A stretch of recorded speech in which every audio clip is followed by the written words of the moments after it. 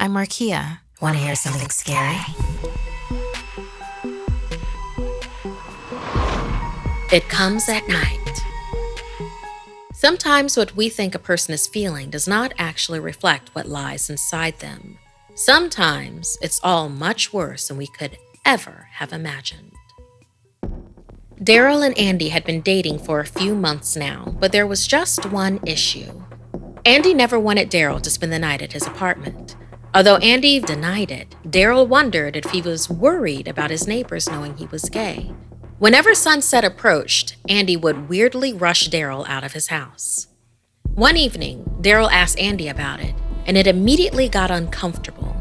Andy's body tensed. Daryl felt a cold sweat prickling at the base of his neck, sensing Andy's annoyance.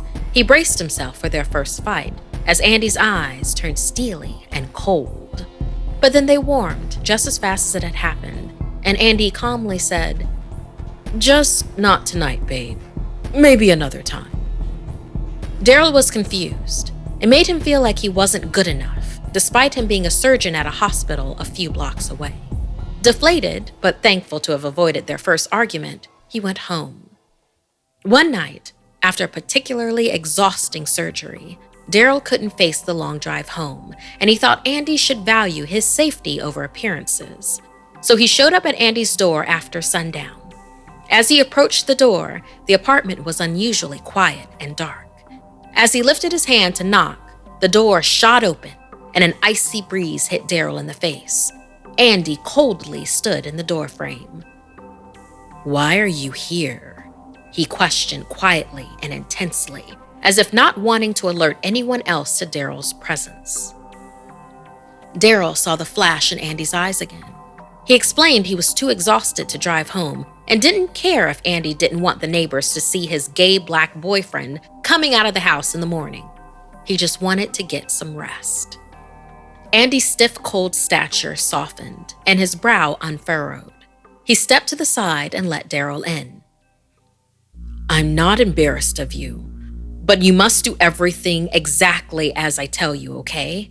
It's very important to my schedule." Andy laid out the rules. Lights out at 10 p.m., no leaving the bedroom before sunrise, not even to use the bathroom, and they must sleep facing away from each other. These rules were pretty odd, but Daryl quickly fell asleep, only faintly aware that Andy was wide awake, watching him. Daryl awoke in the middle of the night, his back burning and sticky like it was bleeding. He tried to move, but he was frozen. His eyes searched for Andy as a scream stuck in his lungs. There was something holding him down and clawing at his back, making ribbons of his skin. Andy was nowhere in sight, but in the mirror next to the bed, he could make out a tall, twisted creature with knife-like nails, fiery red eyes, and a sinister smile on its face. He tried to scream, but nothing came out. Before he passed out, Daryl had a disturbing thought. The creature, it looked eerily familiar. He woke again with a start and saw Andy sitting on his knees next to Daryl's side of the bed, crying. "I'm sorry. I never wanted this for you." Andy began to explain. For years, he had been possessed by a parasitic demon who contorts and morphs his body at night after the sun goes down. Thirsting for blood, it preys on those who are asleep, paralyzing them as it tears them apart. Daryl now understood why Andy never wanted him to stay past sunset. Daryl ran to the mirror to check his back, wondering why he was no longer in pain. The wounds were gone. Andy informed him, although the demon would inflict suffering during the night, somehow any evidence was gone by morning. Telling Daryl had given Andy strength. They decided they needed to do something immediately and called an exorcist who said he could come that night. Confident he could rid them of their problem, the priest strapped Andy to a chair and began an old chant. Slowly, Andy's body began to twist. His skin shriveled and darkened, fires ignited in his eyes. The bones of his fingers pierced his skin, growing to the shape of long knives. Its sinister smile cracked in agony as the exorcist chanted. The demon let out a loud, high-pitched screech, breaking its body free of the restraints, and it leapt to his feet, growing to be 9 feet tall. Yet the unrelenting priest continued his prayer. Before anyone could act, Andy, still twisted into demon form, advanced upon the priest. He drove sword-like fingers into the man's chest with a wet, squishing sound of bone-piercing skin.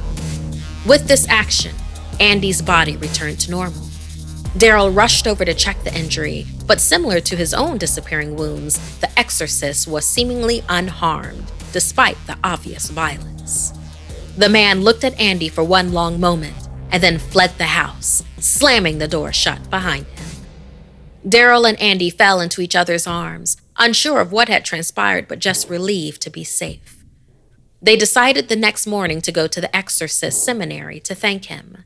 When they arrived, they were met with a gruesome scene. Bodies everywhere torn to shreds, blood splatter covering the walls and ceilings. The priest was never seen again, but it seemed in its new body, the demon now wasn't afraid to leave behind a bloody trail of evidence. Bombs' mission is simple. Make the most comfortable clothes ever and match every item sold with an equal item donated. So, when you buy Bombas, you're also giving to someone in need. Bombas has a beautiful Sesame Street calf-high sock collection, and I just had to get it. Yes, I will be the one rocking my soft Elmo socks this week with some ankle-high boots, and I regret nothing. These collections also make great gifts for all the sock lovers you know. All Bombas are made from super soft materials like merino wool, pima cotton, and even cashmere, which makes them the perfect cozy layers. And there's a pair of Bombas socks for everything you do. They come in tons of options, even comfy performance styles for every sport and activity that keeps you moving. And did you know that socks are one of the most requested clothing items at homeless shelters? That's why Bombas donates a pair for everyone you buy. Go to bombas.com/scary and get 20% off your first purchase. That's bombas.com/scary for 20% off. bombas.com/scary. If you'd like to submit a story, send me an email at somethingscary@snarled.com. Like and share this video if it gave you the chills, and don't forget to subscribe to Snarled and turn on the bell for notifications. And if you dare, follow me on social media. Until next time, my dark darlings, sweet dreams.